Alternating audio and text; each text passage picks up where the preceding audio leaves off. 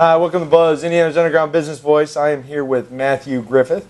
Matt is shingle hanging. First time, April 30th, Matt is going to launch his new practice called the Griffith Law Group.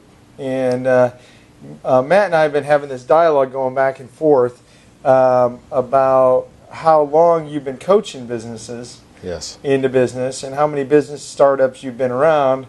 But it's a whole different ballgame when you stick your own shingle out there, isn't it? It is. Yeah. It's a different ballgame. So what have you been going through here? What are the mental gymnastics that's been going on as you launch? You come out of the practice, the traditional partnership firm, and you're doing the office thing. You're getting your side up. You went out and bought technology. What's been going on? A lot. Yeah. I practiced law with a group of lawyers downtown for 18 years. That is a long time to develop patterns and a comfort level, frankly. Yeah. And you're set, and then when you introduce starting completely over, that's a whole new dynamic for someone who's been in a comfortable setting for 18 years. Yeah. Then add to that the technology advances just in the last couple of years. My old firm was very traditional, very old-fashioned, did a lot of things on paper. So not only am I experiencing what my clients experience, and that is starting a business from scratch. Feeling their pain. I'll be a much better coach having gone through this experience. Yeah. But in addition to that, I'm trying to implement technology to make me more efficient so I can deliver better service. So I'm really doing two brand new things at once, which makes it equally tough. Yeah, I think what is so fun, what's been so fun for watching you go through this is you didn't have to go through it with me. I'm not going through it with you, but knowing that no, we can sit back as coaches all day long and coach. But when you're under the gun and it's your baby and it's your checkbook and it's your mortgage that you're worried about covering, absolutely, you just can't be objective about yourself. No, that's true.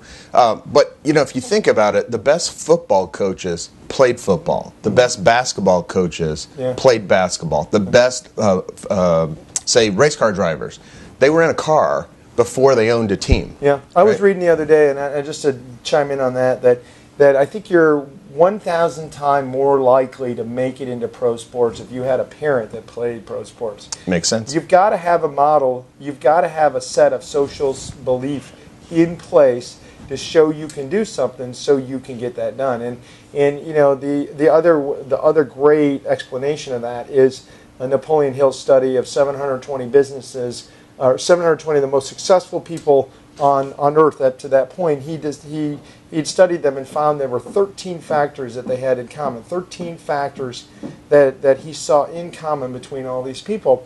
But only one of those 13 factors was common between all 720 successful people he studied. They had a group of people that they got with often that held them accountable to their goals and believed that they could achieve it. And I think about when you think about what we do in Rainmakers and coaching and expedition, the most important secret sauce that you get out of this whole process is not the business you get. It's not the friendships. It's not the affirmation that you're going to make it. It's just having people around you that provide social proof that you can do it too. Oh, absolutely. And affirm that on a day-to-day basis.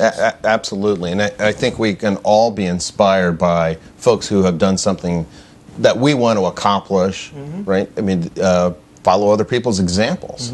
And we've got a lot of them in Rainmakers. There are a lot of people that have launched. Now that you're shaping your practice, what is the thing that you really are going to drive to make your practice different? What is going to be different about Griffith Law? Lawyers are technicians, and they get too engrossed in the technical part, and they don't stop to ask the single most important question every lawyer, every professional advisor should ask their client. What's your goal? What are you trying to accomplish? And let me tell you a quick story. I got a phone call from a guy last night who was going to a meeting, and his intent was to sue or position himself to sue a neighbor. And I walked him through a series of questions. We had a dialogue.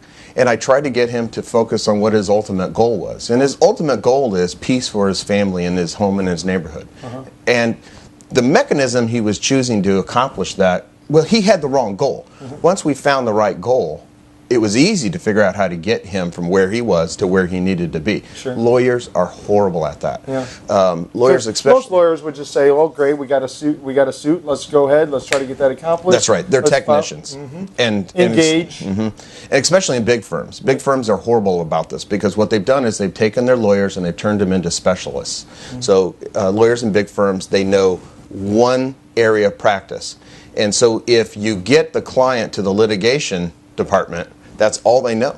All they know is to sue. They don't know any other way to get the client to the goal. And I learned that early in my career that lawyers ultimately are problem solvers. Probably the best thing that ever happened to me in my professional development was I started my practice in a small town. In a small town, every lawyer's got to get along with every other lawyer. So you learn to solve problems in a way that doesn't alienate the rest of the bar, the local bar. And that was probably, in retrospect, I didn't like living. Yeah, I didn't like living in a small town, but living in a small town and having 6 months of small town practice taught me lawyers are problem solvers, and lawyers just are notoriously bad at identifying the problem, the goal, the objective, and then solving the problem. Because there's lots of ways to solve a problem. Not everything has to be a lawsuit. What a great way to speak to what we're all here to do. We're all on the same team. We're trying to accomplish the same goals. If we realize that and solve the problems, we can get anything done. Absolutely. Absolutely. Griffith Law, we're glad to have your shingle, buddy. Thanks. Appreciate you, man. Absolutely. You've been buddy.